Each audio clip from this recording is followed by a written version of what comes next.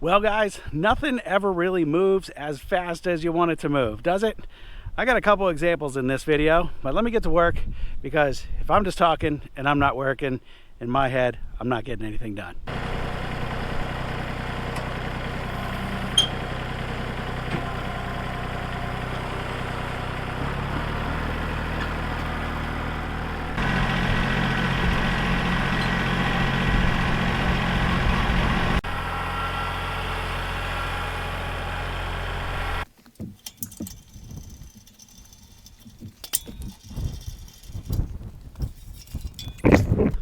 So we were just way over there, and this is the area where I've been processing firewood the last couple years, and I have a few logs still in this area from last year that I want to work through and clean up and add to this pile. This pile will be all seasoned and ready to go by the winter, and then of course I have whatever comes out of the kiln as well, which the kiln right now is averaging 2 cords every 3 to 4 weeks, depending on how much sunshine we get and depending on how much time I can actually spend out here at the farm, because when I'm around I can fire up the wood stove that's in there and heat up the kiln that way as well. So all told, like I said, I'm getting about a 3 to 4 week cycle through that to get the wood good and dry. I could do some like quick dry cycles in there if I wanted to just have more wood ready to sell this fall. I could probably do some 2-week cycles and then let it air dry out here the rest of the summer. But for now, I'm just focused on getting wood completely dry through the kiln, because I want to have inventory to sell. And without that wood in the kiln, I have nothing ready to sell right now. So firewood drying, whether it's air dried or in my home built solar kiln, does not dry as quick as I want it to. Nothing happens as fast as you want it to. And this business is not growing as fast as I want it to, largely because of me and my ability to produce and have wood ready to sell.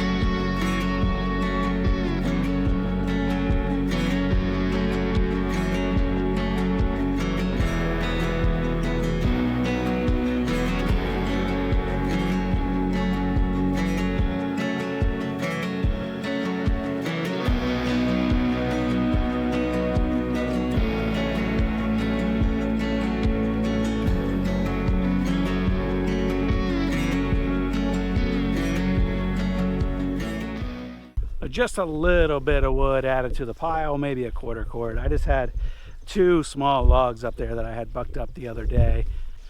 I've got a couple firewood orders to fulfill, so we'll load those on the truck today. I need to pull a couple crates out of the kiln. We will check the moisture on these pieces before we ship them out, but I think I've got a few crates in there that should be good to go, that have been in there a little bit longer than some of the others. I just checked the temperature sensor, 123 degrees in here with just solar power. This metal in this crate is toasty. And I double checked my schedule. I've been keeping track of when things go in here.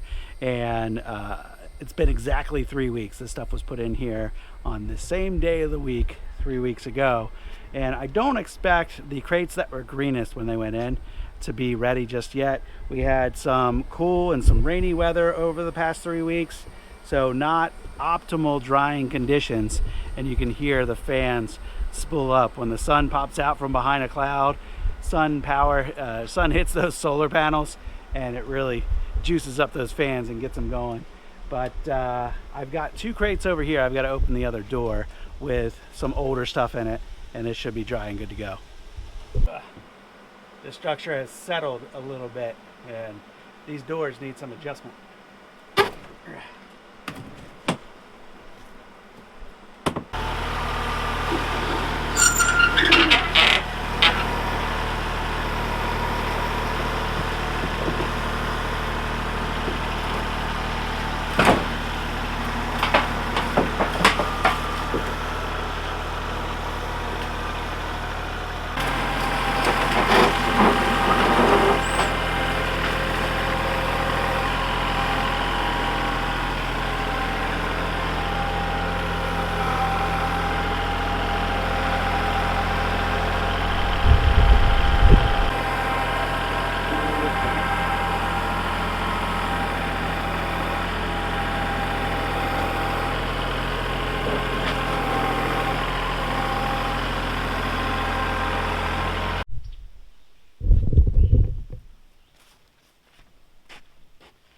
This crate was in the kiln partially full because as I was unloading it last time, this stuff just felt a little bit heavier, a little bit wetter, and it didn't seem like it was ready. There are lots of small splits in here, you know, this kind of stuff, and this is super dry. I can tell, you can hear it. It's got a nice sound to it. But last time I checked, there were a few bigger pieces in here. I cracked them open and checked the moisture, and they were still pretty wet.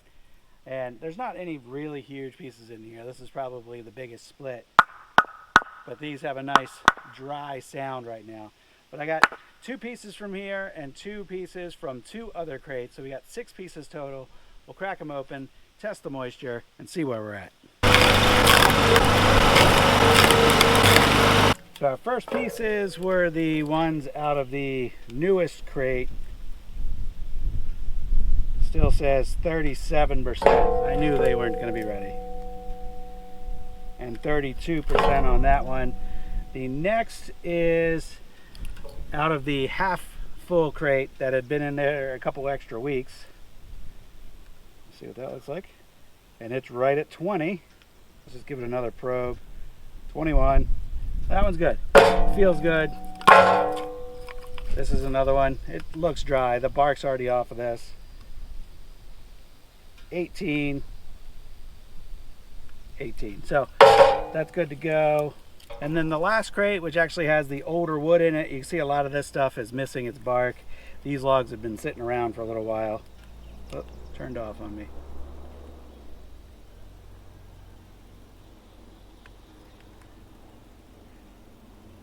And the internal reading on these actually higher than I thought. It might need a little bit more time. It's at 31% on that one. And check the other piece. 28 on that one. That just goes to show you, you can have wood that looks perfectly well seasoned. It's all gray and weathered looking on the outside. The bark's falling off. The ends are cracking. All the signs that this wood is good to go. It makes a okay noise, but not a completely hollow noise. So you can tell there's still a little bit of moisture in here. And by the appearance alone, though, this looks like it's good to burn. But if you threw this in the fire, it would be boiling off and steaming a lot of water out of it before it actually burned. I just had a little epiphany here. It's about 3 in the afternoon, and over here along the tree line, it's starting to shade just inside the tree line. This is an area that I cleared last year, and you know, weeds and stuff are starting to grow up, and there's a couple trees and things that still need to get removed out of here. But I could easily get this cleaned up, level it out, and start doing some firewood work over here. And at any point in the afternoon from 3 o'clock on, this is fully shaded. But this would be really a convenient place because I am right next to the kiln, and I could stack up my totes here and load them in the kiln, pull stuff out of the kiln, wrap up bundles, load up deliveries, and do it all over here along the tree line where I'm more or less out of the way. The other thing I've been waiting on is my log guy, who I called over a month ago and said I wanted to get some logs in here. And he said, sure, I'll get you some. And then he got backed up with his other work, and then his truck broke down. And now I'm hoping any day now I'll hear from him. His truck will be repaired and he'll be able to bring me some more logs. But that leaves me with just a few logs around. I've got those right there. I've got a couple on the other side of this area over here that are just the remaining 6 or 7 logs from last year's logs. But kind of what I started out the video with, I'm going to take all of last year's stuff, split it, and put it on the air dry pile, and then all the green stuff I will put in crates and cycle that through the kiln. I think that's going to be my plan of attack. Though I did also start splitting a little bit of wood up here, and this is closer to the entrance of my property, and this is the only area that's accessible for the truck to dump logs, and that's why I get him to bring logs up here. But I did start just stacking a little bit over there next to the fence, and I think I will continue to do that because it's out of the way up here and it's easy for me to buck up wood and split it up here. So probably going to continue to do a little bit more of that. I want to get some more of these plastic totes cleaned out. I got one here, and you can see I drilled a bunch of holes in it, and there's holes in the bottom, so any rainwater that comes in here should drain out. But this is going to be my kindling scraps. I'm taking all the splitter scraps, and actually my kids are in charge of this when I split. And there's a few more up here on the ground that can get cleaned up from the last little session, but any small splitter scraps that are worth saving get thrown into this bin, and we'll bag it up and sell it as kindling. I have a feeling we'll fill that kindling bin pretty quick, and I'll need another one here real soon. But that is something else that just can't happen fast enough, is getting more logs in here. I would like to maintain a pile of logs, of at least a few cords worth of logs here at all times. And I thought by calling the log guy over a month ago, I would be able to get it in here before I run out of logs.